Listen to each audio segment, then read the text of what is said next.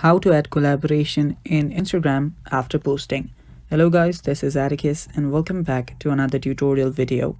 In today's video, I'll teach you guys how you can add collaboration in Insta after posting. So without any further ado, let's dive right into it. The first thing that you'll need to do is open up your Instagram. After you've opened it up, you can head over to your profile and head over to the post in which you want to add a collaborator. After you're on that post, tap on the three dots on the top right corner of that post and then tap on edit. After you tap on edit, you should see add collaborator button or option right here. Tap on that. Then you can tap on any place of that picture to just add a collaborator. Simply search for the person that you want to add, select them and then tap on done. Again, tap on done.